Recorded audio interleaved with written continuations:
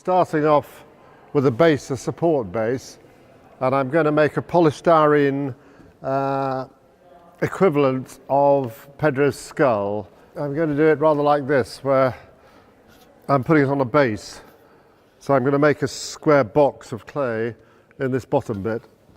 At the top of Pedro's head, I put a piece of wood on here to spread the load so that it doesn't all slide down the post.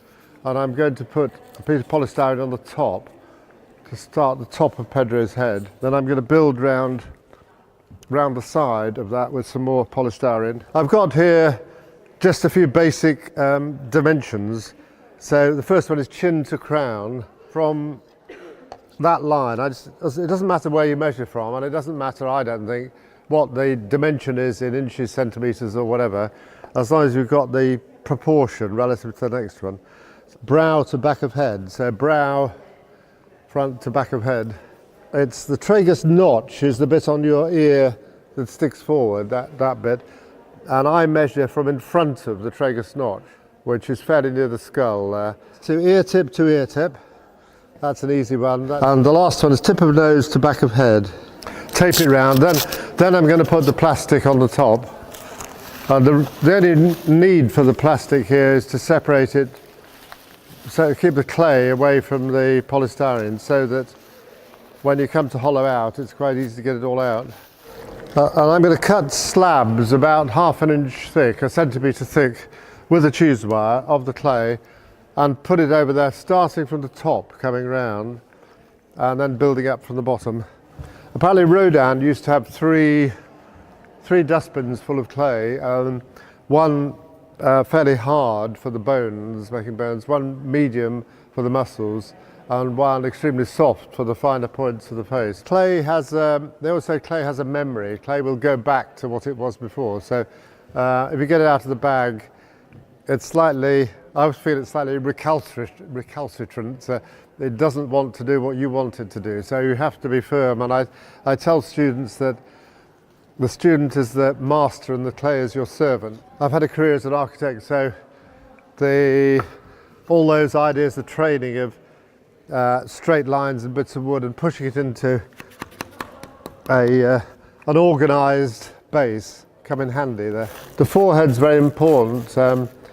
Most portrait head sculptors say your character is in your forehead. What they mean is the forehead is, you can't really move your forehead much, you can't change it, whereas the rest of your face you can change, but your forehead is your character a lot. And I'm starting to push in for the eye sockets and the profile. I'm starting to try and find where the bridge of the nose is, how much the angle of the forehead changes to the angle of the nose. And it's quite a good tip to put more eyebrow in at this stage to bring the forehead down.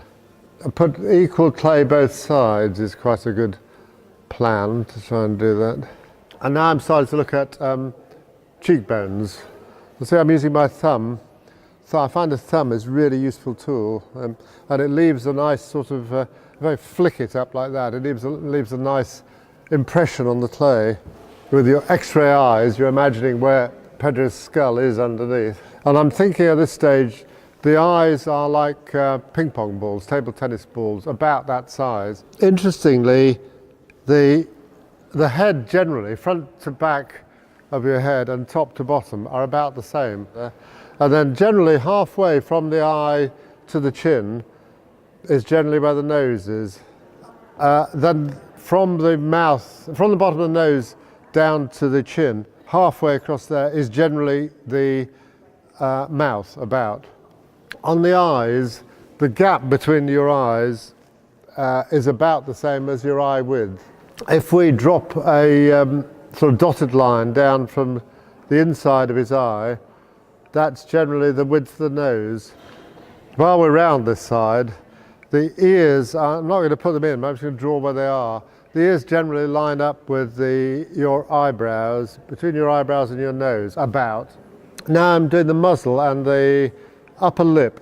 The top lip is made of three pieces. The circular bit in the middle and the 2 bits on either side, and the bottom lip is made of 2 pieces, so that the gap between them always starts to be like a Cupid's bow.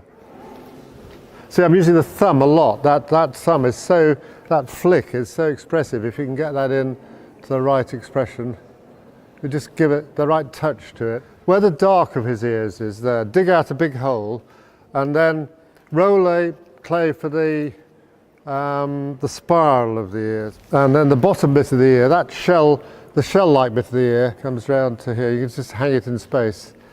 That flat bit, I'm still leaving the hole for the ear, and then the top above the tragus notch, actual last bit is the bit above, which is divided into 2.